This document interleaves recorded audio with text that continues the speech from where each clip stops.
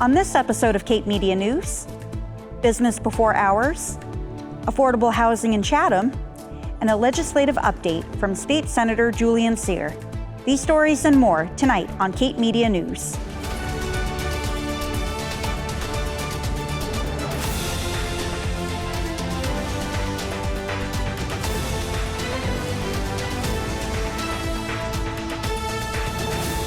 Good evening and welcome to Cape Media News, your source for hyperlocal news that matters. I'm Maxie Davidson. The Town of Harwich Human Services Grants Program will now consider requests from any eligible nonprofit or not-for-profit organizations providing a human service-related program that directly benefits the residents of the Town of Harwich. In fiscal year 2024, the Town of Harwich expects $83,250 to be available to distribute in grant funds. The town usually makes 8 to 15 awards, with the majority of awards being less than $10,000 and typically in the $3,000 to $6,000 range. Due to limited funding and the competitive nature of this program, the Town of Harwich may seek to partially fund some applicants. Applicants must use the application forms in the Request for Proposals page, which may be downloaded from the town website. Applications must be clearly marked FY24 Human Services Grant Application, received no later than 4 p.m. May 19, 2023, at the Harwich Town Administration Office. Cape Media Center and the Dennis Chamber of Commerce will be hosting a Business Before Hours event this Tuesday, March 7th. For more on this, here's Ryan Downs.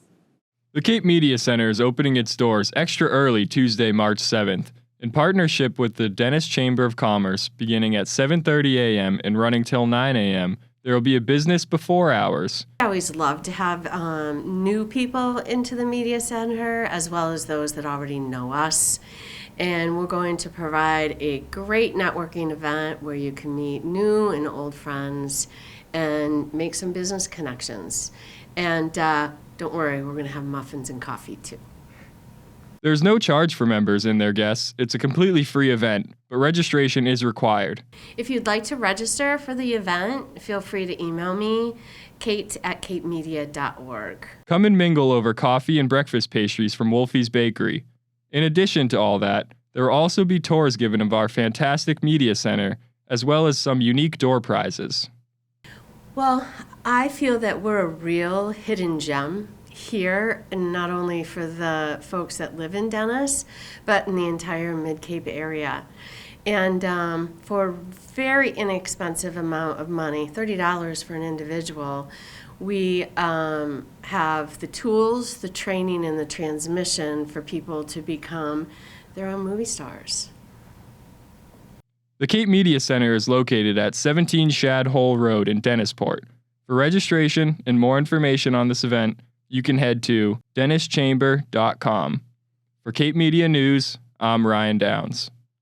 The Cape Cod White Ribbon Day campaign is here, and it's a month-long effort to engage men and boys in ending gender-based violence. Established in 2013 by Independence House, Inc., in collaboration with the Yarmouth Police Department and Cape and Islands District Attorney's Office. This year, the Barnstable County Sheriff's Office has joined the collaboration to make the campaign even stronger. There are 4 events this month that will take place on March 7th at Wellfleet Library, March 14th at Falmouth Library, March 21st at Cultural Center of Cape Cod, and March 29th at Cape Cod Community College. The events will include short videos, meaningful dialogues, pledges, and are facilitated by leaders among men in the Cape Cod community. Working on creative tasks may be easier and more appealing than working on business tasks, but ignoring the business side won't benefit your creative business in the long run.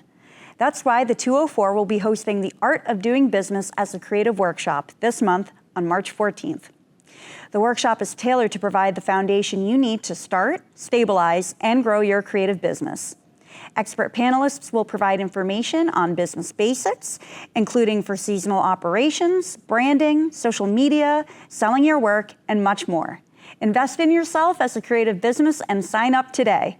Cost is $50 and includes both sessions, lunch, and refreshments.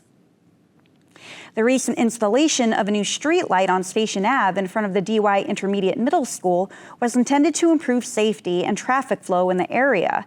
However, the debut of the street light has resulted in significant backups and delays in the area, causing more inconvenience than expected.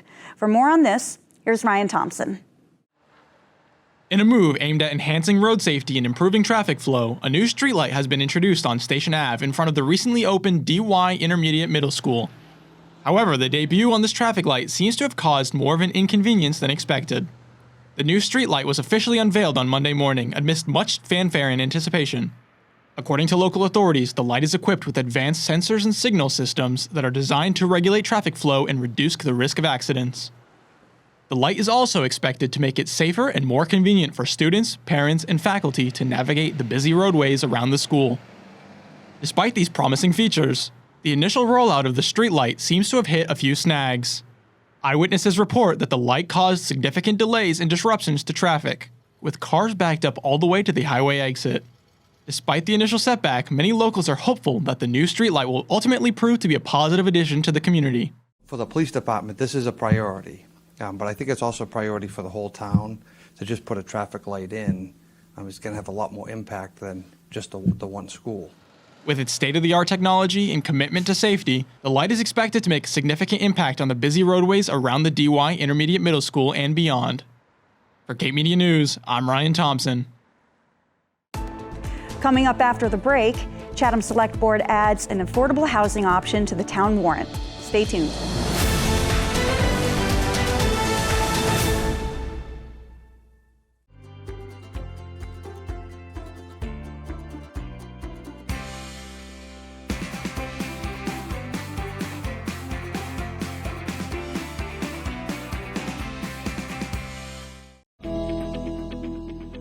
For over 50 years, Elder Services of Cape Cod and the Islands has been finding creative solutions to ensure we can all thrive as we age. We are your connection to the resources you need to stay safe, healthy, and independent. Cape Cod and the Islands can be a great place to grow older. Every town in our area has a robust and vibrant council on aging. And then there is us, Elder Services. We are the regional access point for federal and state-sponsored programs designed to support us while we age. Our agency coordinates home-delivered meals, manages home health care and personal services, supports family caregivers, offers meaningful volunteer opportunities, investigates allegations of abuse and neglect, and so much more. Please visit our website to learn more before you need us, or call us if you need services now.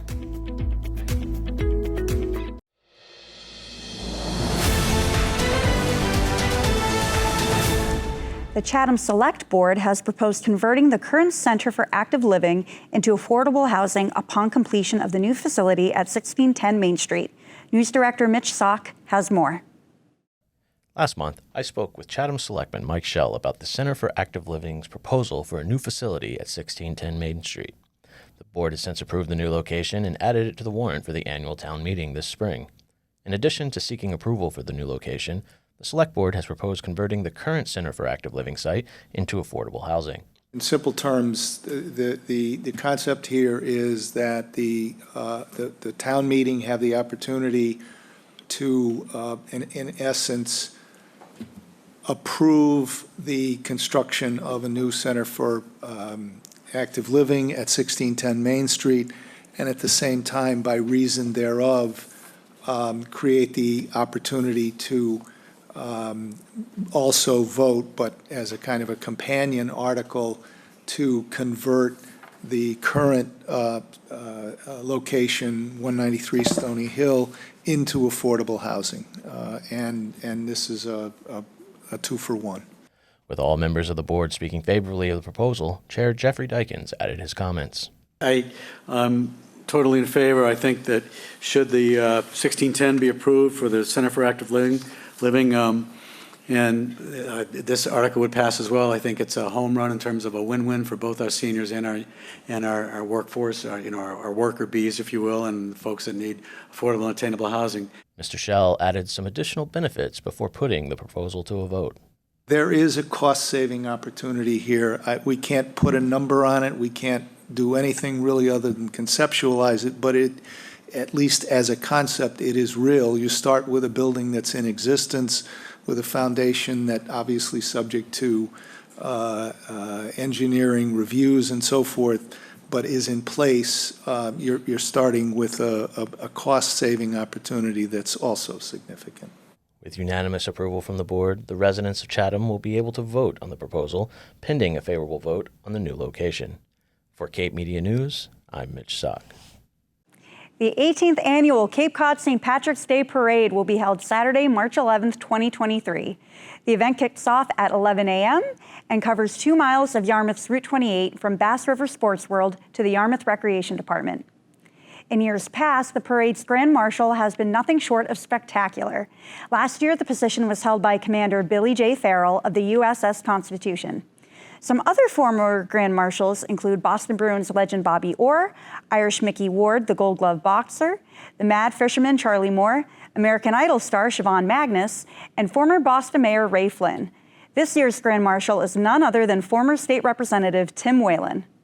Last year, there were over 80 groups and organizations listed in participation, drawing a crowd of 50,000 people. So be sure to arrive on time, as the parade route will shut down Route 28 from 10:30 a.m. to 1:30 p.m. From marchers, floats, bands, and vehicles, this year's parade theme is Shamrocks and Shenanigans. And as always, there are 4 categories that floats can win an award for. The Oscar Wilde Award for Most Whimsical, the Kells Award for Most Artistic Use of Design, the Shanachie Award for the Best Representation of Parade Theme, and the Golden Harp Award for Most Spectacular. Make sure to celebrate safely and responsibly. Cape Cod RTA will be providing continuous trolley service after the parade on Route 28 from 1 to 6 p.m. Free taxi rides will also be available in the evening. For more information, go to CapeCodSt.PatricksParade.com. The 26th Cape Cod Natural History Conference will take place on March 11th at Cape Cod Community College. The event will feature presentations from local researchers on various natural history and conservation topics. For more on this upcoming environmental event, here's Christian Garnett. The annual Cape Cod Natural History Conference, now in its 26th year, will be hosted in person once again at the Cape Cod Community College Tilden Arts Center on March 11th. This conference will feature a series of presentations from area researchers from environmental organizations across Cape Cod, speaking on diverse and timely natural history topics. Among the topics that will be presented at this year's conference are humpback whale feeding dynamics, rebounding populations of seals and sharks on Cape Cod, the status of whimbrel in Massachusetts, Cape Cod shorebirds through the years, and many more.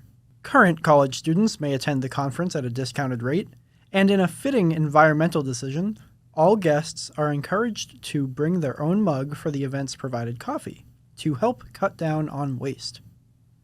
To register for this event, or for more information on Wellfleet Bay Wildlife Sanctuary, head to massaudubon.org. If you have any interest in turtles, toads, turkeys, and the rest of Cape Cod's diverse wildlife, this might just be the event for you. The Cape Cod Commission is creating a regional housing strategy to address housing supply, affordability, and availability issues by identifying appropriate areas for housing development, along with policies and strategies to further the plan's goals. This planning process will result in a strategy that includes actionable recommendations responsive to the needs and preferences of Cape Cod, and tools and resources such as design guidelines and model bylaws that communities can immediately implement. The Commission has contracted with Utile and Outwith Studio to support development of the housing strategy.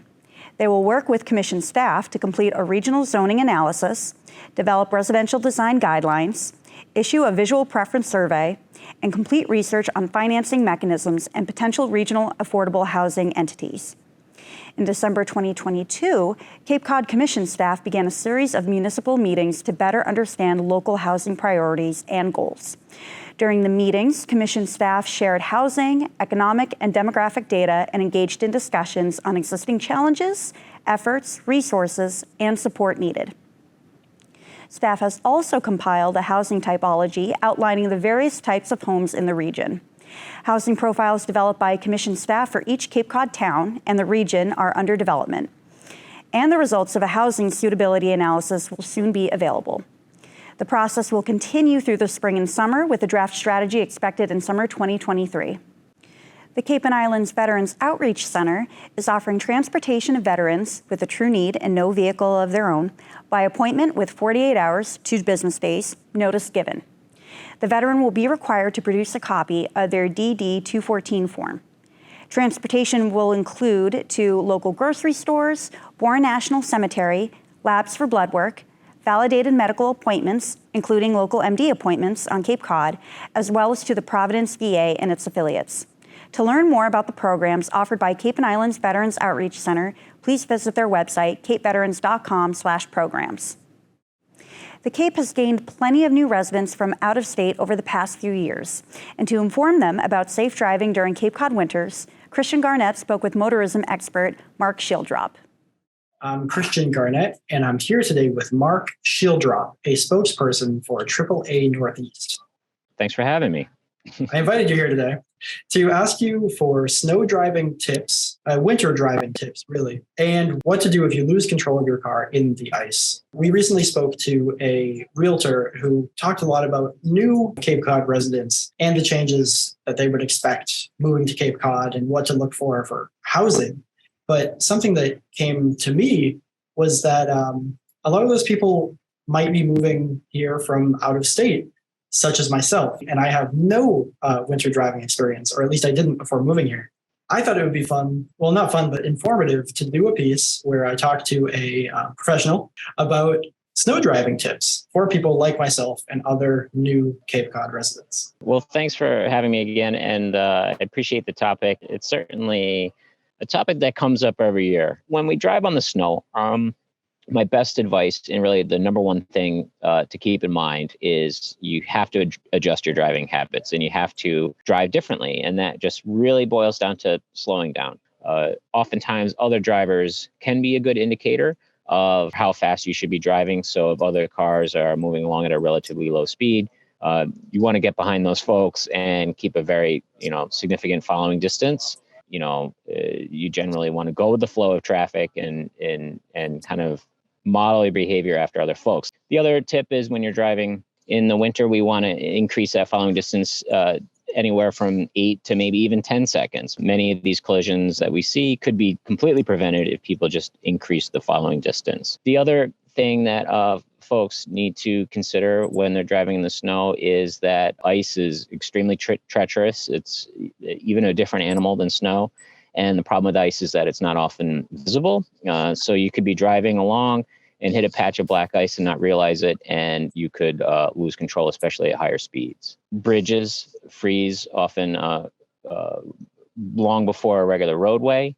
And then really the last component of, mistakes that people make or prepping for driving in the snow, aside from driving slower and keeping that following distance, is just making sure that your car is up for the task. Many folks are driving with wiper blades that, maybe need to be replaced, or they're driving on tires that are approaching the end of their lifespan. Here's the big question. What should somebody do if they do lose control of their car while driving in snow or ice? So that's a great question. And it's kind of situational. There's a lot of different things that can happen where there are times where you need to take evasive action. And then there are times really the best answer is to just lift your foot off the gas. Then if you have room, then the best advice is to try to gradually stop, right? So sudden movements like jerking the wheel or slamming on the brakes, those are things that could cause you to lose traction. So really, the idea overall is to try to smooth out your how you provide input to the vehicle. So more gradual acceleration, more gradual slowing down and stopping. That's why having that following distance is so important. We tell people to look in the direction they want the car to go. So if, say, you start sliding and your car begins to, slide in the wrong direction, the old advice was, steer in the opposite direction of the skid. That's really complicated advice. Really, what we recommend these days is focus on where you want the car to go. So try to not panic, try not to make too abrupt of any, input, try not to slam on the brakes or try not to slam on the steering wheel. More gradual motions, but just stay calm, take your foot off the gas, try to reduce your speed and steer in the direction that you want to go, by keeping your eyes focused on where you want the car to go. And that's really the best way to avoid a collision. Oh yeah, never use your cruise control when there's snow or any inclement weather. That can cause the wheels to slip. Those systems, anticipate dry pavement. So you definitely don't want to use any of that. You're going to be on extra alert. You're going to have to be extra attentive. It's going to be a little bit more draining and exhausting to drive in the snow. But if you stay calm and just focus on, going slow and easy, you can make it safely to your destination. Well, Mark, thank you so much for all this information, and thank you for joining us here today on Cape Media News. Is it normal for a baby seal to be alone on the beach? Pups will often spend as long as a week on the beach before they have developed enough to go to sea with their mothers. The animals are so cute and appear so helpless that people just feel compelled to try to help them. As a reminder to the public, officials ask that they follow marine mammal protocols. 1. Stay at least 150 feet away from the animal. 2. Make sure all dogs are leashed and do not approach the seal. 3. Call the gatehouse to report location of the seal at 508-362-8300 or IFA 508-743-9548. Following these guidelines will ensure the seal pups can rest as they need to and that there will be no danger to humans, pets, or the seal. The Barnstable Youth Commission presents their 7th annual Youth Job Fair, Wednesday, March 8th from 2:30 to 5 p.m. at the Hyannis Youth and Community Center. More than 30 businesses have signed up, and students from Barnstable High School will be transported directly to the HYCC after school, and surrounding communities have been invited to send young job seekers. All are welcome to attend, and admission is free. The Barnstable Youth Commission is a group of students representing Barnstable High School, Sturgis Charter High Schools, East and West, and St. John Paul II High School, whose members are appointed by the Town Council and advised by members of the community. The Youth Commission is administered through the Recreation Division of the Community Services Department. Their goal is to work with town officials, appointed and elected, towards furthering the goals of the youth and making the town a better place for the youth of today and tomorrow. Accomplishments include producing the 7th grade Youth Summit, community substance abuse prevention forums, introducing the One Love Foundation program to address relationship safety at local high schools. More information is available on the Town of Barnstable website. State Senator Julian Cyr stopped by this week to give us a legislative update. Cape Media Center Executive Director Helen Chattel sat down with the senator on this week's edition of Cape Media News Insights. I'm really excited to sit down with you, knowing that you were born and raised here on the Cape, and you did mention you left for a little while, but you came back and you represented us in the State House, which I think is fantastic. Yeah, this is hard to believe. I'm now serving my 4th term. So I'm still the young guy, but I first ran in 2016. Was not probably supposed to be the state senator, someone like my profile. I was a 30-year-old queer candidate from the smallest town on Cape Cod. Probably someone else should probably have that seat, but we worked really hard and we knocked lots of doors and had lots of conversations, and a lot of the challenges that we were talking about in 2016 and then 2018, we've been working on ever since. The housing crisis, right. The needs for us to really steward our fragile environment, deal with wastewater, grappling with the opioid epidemic and the mental health crisis, and loads more of other challenges and issues. And so, it's hard to believe this is now my 7th year representing the 19 communities across Cape Cod and the islands, which is a pretty special place and a pretty remarkable honor. Everybody is experiencing the opioid addiction, are experiencing housing costs, maybe not to this extreme, but Boston and the surrounding areas are going through it just as much as our small communities are. Yeah, most all of Eastern Massachusetts really has a housing crisis. We've had a housing crisis for some time. Here on Cape Cod and on Martha's Vineyard and Nantucket, this is something that's been around for really 20 years, right? I remember being in middle school reading about this issue. I was, of course, always one of those kids who'd read the newspaper and not do other things, I guess. But really what has happened with the housing market, across eastern Massachusetts, but particularly, in our neck of the woods, it's been a problem for 20 years. The pandemic put the housing crisis on steroids, right? So we saw a 20% increase in housing, the price of a single family home in Barnstable County in a single year. And that has really kept up. At this point, if you are able to afford the median mortgage, or the mortgage for a median home on Cape Cod, your household needs to make essentially $200,000 at least. And that's if you can compete against, second homeowners, right, this luxury real estate market. Right. And so we've got a real existential crisis. We now know that more than 50% of our workforce is commuting over the bridges. The Cape Cod Chamber of Commerce did a study, and we now know that more of our workforce is coming over the bridge to work than actually live here. And when you make your life on a peninsula or islands, in the case of Nantucket, Martha's Vineyard, right, it's not like, that commuting can only work so far, right? So we've got a real acute crisis. You really see this, in my neck of the woods. If you come to Truro and Provincetown and Wellfleet, I know 17 people who left the Outer Cape last summer. So we're trying to do a lot on this, and really encouraged, Governor Healy and Lieutenant Governor Driscoll have really made housing affordability and the cost of living in eastern Massachusetts really a cornerstone. So this legislative session and the new session, I've put forward a number of housing-related policies. We're trying to establish a transfer fee on luxury real estate sales to finance affordable and particularly workforce housing. Right. Most of the programs that exist, the state and federal programs for housing, are geared towards affordable housing. So that means you have to make 80% or less of area median income. We need to do that here on Cape Cod, and we need to keep building affordable housing developments. But we also, because of the cost of housing here, we need to provide subsidy of housing for our workforce. I hear from municipalities all the time, right? They can't hire that planner, that police officer, that firefighter. Was just with Carol Woodbury at the DY schools, right? The beautiful gleaming new school, got to talk about that, which I visited. But hiring teachers, right? Big challenge. Right. You're running a skilled nursing facility or a hospital or a restaurant like my family did.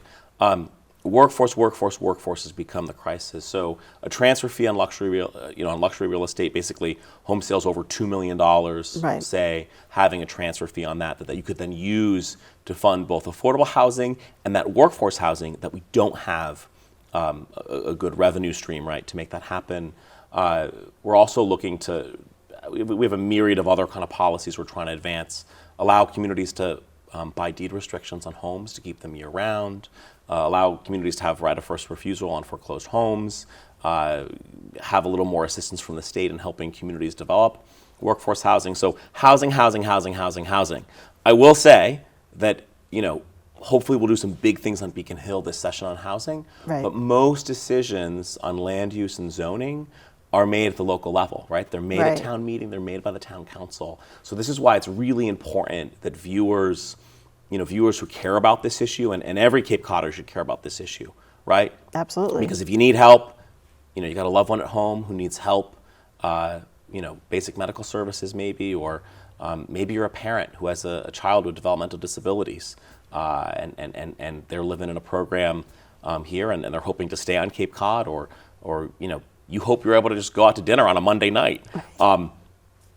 If you care about workforce, you got to care about our workforce, and you got to care about housing.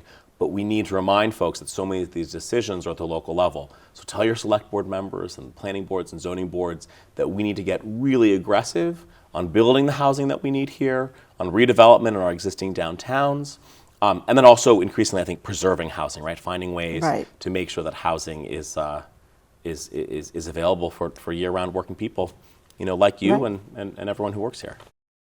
Be sure to catch the full interview on Comcast Channel 99 next week. Thank you for joining us this evening, and tune in next week for more hyperlocal news that matters. For Cape Media News, I'm Maxie Davidson.